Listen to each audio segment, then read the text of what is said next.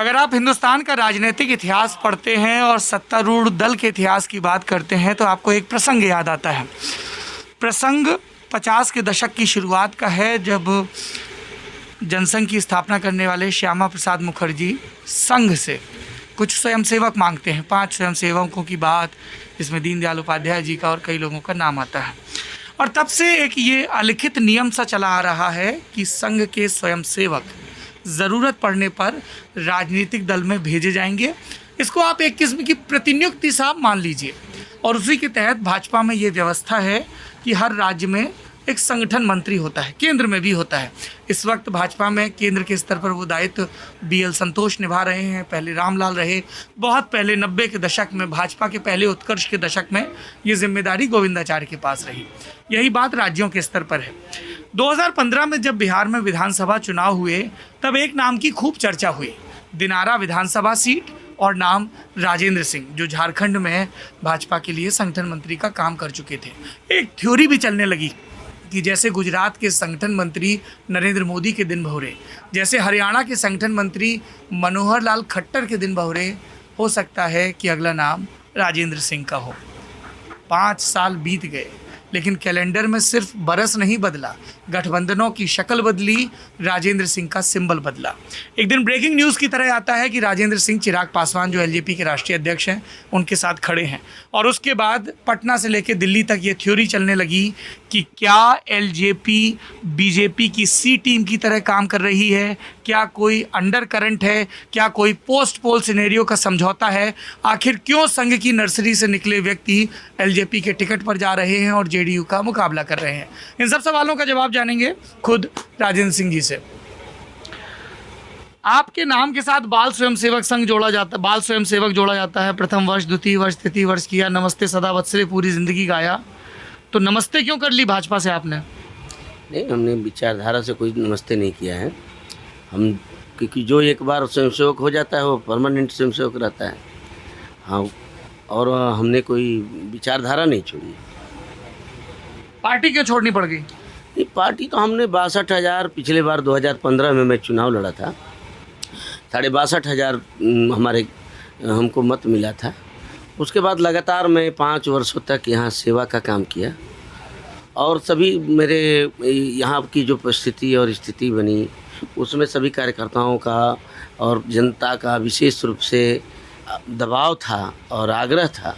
इसके कारण दिनारा की जनता के कारण मुझे चुनाव लड़ना पड़ा और इसमें से लोक जनशक्ति पार्टी के अलावा विकल्प के रूप में और मुझे कोई नहीं दिखा। एक दबाव दिल्ली से भी था। किसका फ़ोन आया था राजेंद्र सिंह के पास? नहीं, कोई दबाव नहीं था, कोई वो नहीं था। हम तो अपना काम कर रहे थे। हम अपना केवल जनता के लिए जो मैंने 5 साल लगाए थे, जैसे आरा से मोहनिया तक जो रोड आपने देखा, वो मैंने पदयात्रा करके उसको बनवाई थी। 6,000 नौजवानों को हमने यहाँ नौकरी दिलाया था।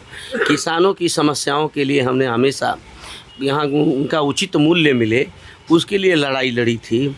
हमने यहाँ पर जो विशेष रूप से जो कोरोना संकट के दौरान भी जो 1.5 लाख प्रवासी मजदूरों को मैंने खाना खिलवाने का काम किया था इसी दिनारा विधानसभा के माध्यम से। 10,000 लोग जो बाहर फंसे थे उन लोगों को वहीं पर अपने संपर्कों के माध्यम से राशन उपलब्ध कराने का काम किया था। इसलिए वहाँ की जनता से मेरा बेहद लगाव, पारिवारिक एक रिश्ता हो गया था। इसके कारण हमको उनके दबाव और उसके कारण चुनाव लड़ना पड़ा। राजेंद्र सिंह जी, शायद मैं अपना सवाल स्पष्ट नहीं कर पाया। दिल्ली से किसका फ़ोन आया था? पटना तक चर्चा है। किसका फ़ोन आया था, किसका नहीं है? क्या आपको गृह मंत्री अमित शाह ने मान मनव्वल के लिए फ़ोन किया था? नहीं, फ़ोन किसका आया था, किसका नहीं आया था, मैं तो कार्यकर्ता हूँ, तो फ़ोन आना नहीं आना ये महत्वपूर्ण नहीं है। क्योंकि हमने 62,000 जनता को जो पिछली बार चुनाव लड़े थे या यहाँ दिनारा विधानसभा के विकास के लिए मैं अपने शेष बचा हुआ जीवन संकल्पित किया हूँ। मुझको बड़ी बातों से कोई लेना देना नहीं है। हम दिनारा से प्रति संकल्पित हैं, दिनारा के विकास के प्रति संकल्पित हैं। अच्छा, ये बताइए, आपके कारवां में कई ऐसे नौजवान नज़र आए जिन्होंने जो पटका डाल रखा है, गमछा, उसमें भाजपा लिखा हुआ है, और उधर जो भूपेंद्र यादव बैठे हैं पार्टी महासचिव और इंचार्ज, वो कह रहे हैं कि जिन लोगों ने दूसरी पार्टी से सिंबल लिया, पर्चा भरा, उनको निष्कासित कर दिया गया है। तो ये द्वैध क्या है? कोई द्वैध नहीं है। ये सब जो है हमको द्वैध जिनके मन में होगा होगा। तो मैं तो किसी को बांधा नहीं हूँ, मैं स्वयं अपना चुनाव लड़ रहा हूँ। लेकिन अगर वो मेरा सपोर्ट कर रहे हैं, मदद कर रहे हैं, तो मैंने किसी को एक फ़ोन भी नहीं किया है, ना उनको पैसे दिए हैं, ना कोई लालच और प्रलोभन दिया है। अगर वो मदद कर रहे होंगे तो उनका बड़प्पन है उन कार्यकर्ताओं का, जो इतने 5 सालों में जो पारिवारिक रिश्ता हो गया था, इसके कारण कर रहे होंगे। आरजेडी की बात करें या जेडीयू की या दूसरे राजनीतिक दलों की, कई विनिंग सीटें उन्होंने अलायंस के लिए छोड़ी हैं। इसी ज़िले में बगल की सीट है विक्रमगंज की, जो आरजेडी ने एमएल के लिए छोड़ी। श्रेयसी सिंह वाली सीट है जमुई की, जो जेडीयू ने बीजेपी के लिए छोड़ी। फिर आपकी सीट क्यों नहीं छुड़वाई गई? लोग कहते हैं कि सुशील मोदी से आपकी बनती नहीं है, पटना नहीं साथ पाए आप। ऐसा कुछ नहीं, सुशील मोदी जी से मेरी कोई ऐसा विषय नहीं है। मैं उनके प्रति या किसी नेता के प्रति मेरी कोई नाराज़गी नहीं है। समाधान सीटों में नहीं हो पाया होगा। हम अब क्योंकि दिनारा के विकास के प्रति, दिनारा की जनता के प्रति हम बचा हुआ जीवन हमने समर्पित किया है, इसलिए हमको किसी नेता से कोई नाराज़गी नहीं है। और मैं कहूँ कि झाझा की टीम, झाझा भी सीटिंग भाजपा ने जदयू को दे दिया, तो दिनारा भी सीटिंग ले लेना चाहिए था। लेकिन ये बातों को तर्क से कसा जा सकता है, व्यवहारिक जगत में पता नहीं क्या हुआ है, वही लोग बता पाएंगे जिन्होंने ऐसा नहीं किया है। तो पार्टी की तरफ से कोई आपको ऐसा संकेत नहीं दिया गया था कि भाई आप अपनी दावेदारी कहीं और रखिए, यहाँ पे अलायंस के पास सीट जा रही है? मुझे किसी प्रकार की इस तरह की कोई जानकारी नहीं थी। हम तो दिनारा के प्रति संकल्पित थे। 5 वर्षों तक घर घर में 25 बार 30 बार जाना हुआ था और एक कामों के लिए मैं काम में लगा था, इसलिए मुझे कोई किसी प्रकार की वो नहीं थी। अच्छा ये बताइए, पिछली दफ़ा ये जो बहुत ही ठेठ लहजे में कहें, बुंदेली लहजे में, तो सुरगा छूटा था सीएम कैंडिडेट। आपको लगता है इससे आपके इलेक्शन पर कुछ अच्छा बुरा असर पड़ा? बड़ा यहाँ पर तांता लगा हुआ था देश भर के कार्यकर्ताओं का। अभी तो कुछ छिपा हुआ तो था नहीं, मीडिया में ज़्यादा चीज़ें चलाई जा रही थी। हम तो गांव देहात में रह रहे थे, इसलिए हमको बहुत मालूम भी नहीं था।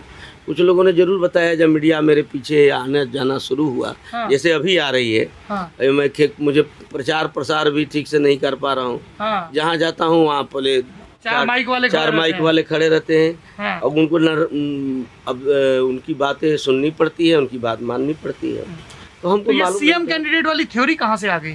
अब ये तो उनसे पूछिए जो सीएम थ्योरी चला तो कभी आपने खंडन भी नहीं किया? क्यों, मैंने तो कहा, मैं एनडीटीवी में रवीश कुमार ने मेरा इंटरव्यू लिया था जी, तो मैंने कहा था कि जो है मैं न मुख्यमंत्री का मैं कोई दावेदार नहीं हूँ।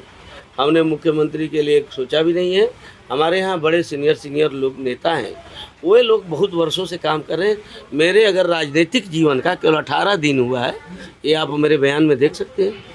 तो खंडन करने के लिए अब जब हर चैनल पर जाएं इसकी ज़रूरत भी नहीं। सही कह रहे हैं आप। एक बात बताइए, आप झारखंड के संगठन मंत्री थे। झारखंड में भाजपा पिछली दफ़ा जीतती है बहुत कंफर्टेबल मार्जिन के साथ, और इस दफ़ा हार जाती है। क्या मुश्किल रही भाजपा के साथ? क्या, जिसको बीजेपी के लिए बार बार एक चीज़ कही जाती है कि they are not good defenders, जीतना आता है, डिफेंड करना नहीं आता है। कभी महाराष्ट्र का उदाहरण दिया गया, कभी हरियाणा का, कभी झारखंड का।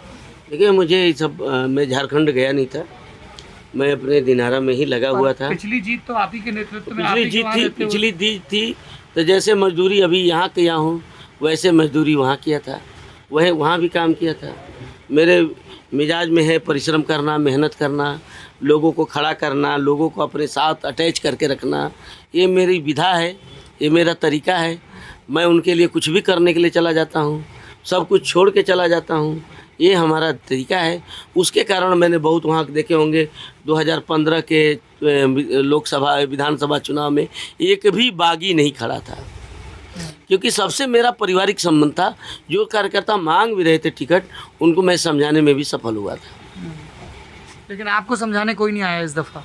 ये समझाने का विषय जो बागियों को बिठाता था खुद बागी हो गया। समझाने का सवाल नहीं है, बागी नहीं, कोई बागी नहीं होता है।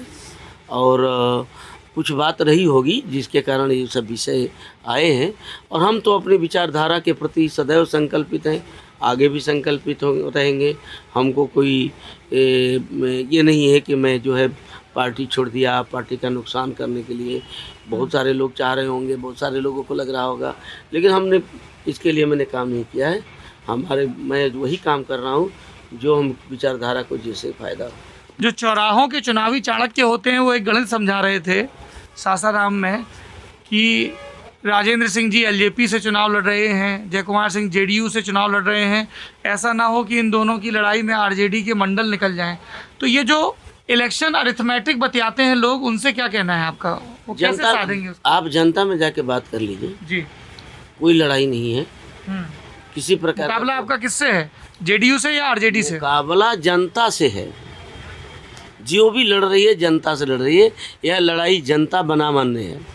अब जनता से आप पूछ के तय करिए कि कौन लड़ रहा है, कौन जीत रहा है, कौन हार रहा है। पर इस जनता ने पिछली दफ़ा आपको आशीर्वाद नहीं दिया पूरा। पिछली बार मुझे जानते नहीं थे, न मैं गांव जानता था, न घर जानता था, न कार्यकर्ता जानते थे, न लोग जानते थे, न यहाँ की गलियाँ जानते थे। अब तो मैं आपको बैठे बैठे यहाँ बता दूंगा कौन सा मोहल्ले में कितने लोग हैं, कौन कौन रहते हैं, कौन बीमार हैं, कौन की दवा चल रही है, कौन वोट देने जाएंगे, कौन नहीं जाएंगे, कौन विरोधी है, कौन समर्थक है, ये सब मुझे मालूम। सासाराम के लिए एक और चीज़ कही जाती है कि धान का कटोरा, लेकिन हम लोग यहाँ पर आए तो पता चला कि बड़े पैमाने पर राइस मिल बंद हो गई है। इसकी क्या वजह रही? देखिए, राइस मिल वजह बंद सरकार की जो है, एक तो दोहरी नीति। किसान की बात करते हैं लेकिन किसान क्षेत्र की बात नहीं करते। अगर हम एग्रो इंडस्ट्री की बात करते हैं, अगर मान लीजिए किसान की मिलों की बात करते हैं, तो हम मान लीजिए उनके अगर दाम मूल्य की बात करनी होगी, हमको किसान का धान खेत से ख़रीदना होगा, खलिहान से ख़रीदना होगा। अब मान लीजिए धान होता है नवंबर दिसंबर में और सरकार का कांटा लगता है मार्च में। जब किसी किसान के पास धान नहीं रह जाता है तब सरकार खरीदने के लिए निकलती है। ये अव्यवस्था है और इस अव्यवस्था को दूर होना चाहिए। और किसान का खेत से, क्योंकि जो पहले जो बड़े बड़े काश्तकार थे, बड़े बड़े किसान थे, अब वो किसान बचे नहीं। अब जोत छोटी हो गई है उनकी, तो जोत छोटी होने के नाते उनके वो मजदूर में परिवर्तित हो गए हैं। तो मजदूर में परिवर्तित होने के नाते अब वो उसमें सफल नहीं हो पा रहे हैं, उनको आर्थिक लाभ नहीं मिल पा रहा है और उनके घर की ज़रूरत के अनुसार उनके औने पौने दामों में ही वो अपने धान को बेच देते हैं। और पंजाब और हरियाणा और बड़े बड़े राइस मिलर्स या बड़ी बड़ी लोग यहाँ से धान खरीद के लेके चले जाते हैं।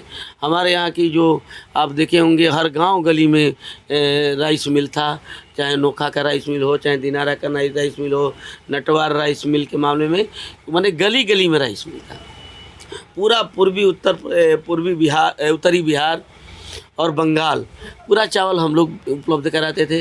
यहाँ से बॉयल चावल भी देते थे, उसना जिसको येलो राइस कहते हैं, वो हम यहाँ से भेजते थे। हमारे यहाँ से मज़दूरों को काम मिलता था, हम लोग यहाँ के लेबर भी काम करते थे, झारखंड से भी लेबर आते थे जो पुराना बिहार था। एक बहुत बड़ा लोगों का उद्योग धंधा था, बहुत लोग व्यवसाय से जुड़े थे। आज राइस मिल वाले जो बच्चे खुचे भी हैं, जो आधुनिक वाले भी, वो भी रो रहे हैं क्योंकि उनको मूल्य नहीं मिलने के कारण उनकी भी फैक्ट्री, उनकी भी जो राइस मिले हैं वो सब घाटे में हैं। तो एक विधायक के तौर पर, जनप्रतिनिधि के तौर पर, विधायक की तो सीमित शक्तियां होती हैं, आप इस मंजर को कैसे बदल पाएंगे राइस की खरीद वाले को? देखिए, कैसे बदल पाएंगे यह विषय नहीं है। आपकी चाहत होनी चाहिए, इच्छा शक्ति होनी चाहिए। हम अपनी इच्छा शक्ति के बल पर इस काम को करेंगे और कैसे होगा मुझे भी नहीं मालूम। जो परमात्मा ने तय किया है वही होने वाला है, इसलिए मुझे उसकी चिंता नहीं है। लड़ाई जो भी है यहाँ पर हम काम करेंगे, या यहाँ पर हमने सोचा है एक बहुत अच्छा, पहले तो जो लोग आते हैं नेता लोग चुनाव जीत के चले जाते हैं दिल्ली, मुंबई, पटना, लेकिन हम लोग सोचे हैं कि यहाँ पर रह करके एक बहुत बड़ा ऑफिस खोलेंगे। जनता समाधान केंद्र रहेगा, जनता की समस्याओं के लिए अलग अलग ऑफिस रहेंगे, अलग अलग लोग बैठेंगे। वो लोग जो है जिस तरह से हॉस्पिटल सेवा, चिकित्सा, जो भी उनकी समस्या रहेगी उसको दूर करने का हम लोग काम करेंगे। दूसरा, हमने सोचा है कि यहाँ कम से कम अच्छे हॉस्पिटल होना चाहिए। सरकार से मांग करेंगे, यहाँ से वहाँ तक लोगों से बातचीत करके करवाने का काम करेंगे। एक अच्छा स्कूल होना चाहिए जिसमें बच्चे, अच्छा कॉलेज नहीं है, कॉलेज की व्यवस्था अच्छी होनी चाहिए। इसके लिए हम लोग काम करें। धान का मूल्य मिलना चाहिए, इसके लिए काम करेंगे। ये जो नया फार्म बिल आया है जिसमें एपीएमसी को हटाने की बात हो रही है कि प्राइवेट प्लेयर सीधे खरीदें, ये किसानों के हित में है या नहीं है? यहाँ के किसान, चूँकि आप उनकी नुमाइंदगी कर रहे हैं, क्या सोच रहे हैं उस बिल के बारे में, उस देखिए कानून के उसके बारे लिए तो अगर दो तरीके से देखा जाएगा, जी। एक तरीके से तो लगता है कि नुकसानदायक है, में? लेकिन दूसरे तरीके से आप देखेंगे तो इसमें जो मल्टीनेशनल जो कंपनियां आ रही हैं बाहर से या धान खरीदने के लिए आएंगी और रेट उसका पूरे भारत का एक होगा, तो उसमें जो लोग बेचने वाले हैं और जो उनको फ़ायदा होगा। जो लोग मंडी समितियों से अरबों वसूली करते थे उनके पेट में दर्द जरूर हो रहा है।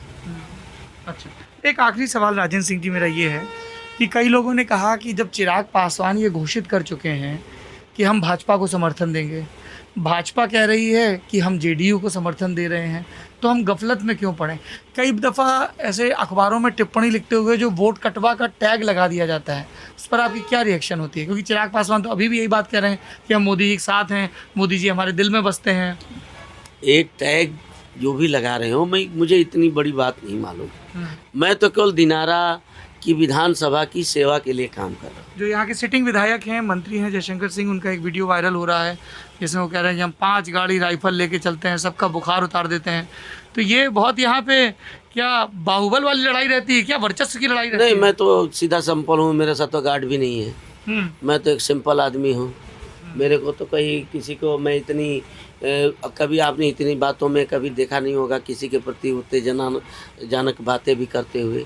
कोई नाराज़गी मन में होगी, ज़रूर होगी, कुछ कसक तो होगा, ऐसा नहीं, लेकिन प्रकट करने का समय जब होगा तो उचित समय पर आएगा। अच्छा, लेकिन समय अभी पे आप भी प्रकट करेंगे? लेकिन जो है अभी तक तो मेरे मन में नहीं है कि मैं इस तरह की बातें करूं। मेरा सीधे सीधे है कि कौन राइफल लेके चलता है, बंदूक लेके चलता है। जनता डरवा के अगर वोट लेना चाहते हैं, डरा के वोट लेना चाहते हैं, ऐसा नहीं, उनसे कोई हम लोगों की प्रतिस्पर्धा भी नहीं है। अच्छा, प्रतिस्पर्धा कहीं और है, लोग मान रहे हैं, जनता भी मान रही है और हम उनके बारे में कोई कमेंट नहीं करना। एक सासाराम को 2 नेताओं और 2 विधानसभाओं की वजह से एक टेस्टिंग ग्राउंड बताया जा रहा है। ये जो एलजेपी ने नया दांव खेला है, रामेश्वर चौरसिया जी वहाँ से और आप यहाँ से, आप लोग एक दूसरे की कॉन्स्टिट्यूंसी में भी जाएंगे क्या प्रचार करने? नहीं, मैं कहीं नहीं जाऊँगा। अरे आप स्टार प्रचारक हैं, वो भी स्टार प्रचारक हैं। अब होंगे, लेकिन मैं दिनारा छोड़ के अभी कहीं नहीं जाने वाला पोलिंग के हूँ। बाद जाएंगे 28 तारीख दूसरे फेज में, तक अलग। क्या होगा वो 28 के बाद तय करेंगे। 28 तक मैंने तय किया है कि मैं ऐसा कोई काम नहीं करूँगा, या 28 के आगे भी, जिससे कि जो है अपने भारतीय जनता पार्टी या अन्य दलों का कोई नुकसान हो। अच्छा, वफादारी अभी भी पूरी तरह से बीजेपी के लिए है।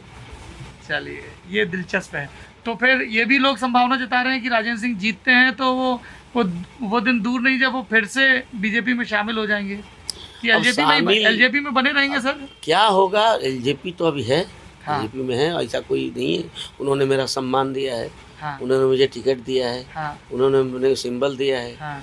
तो एक बहुत बड़ा उनका वो तो है। तो 5 साल एलजेपी में रहेंगे?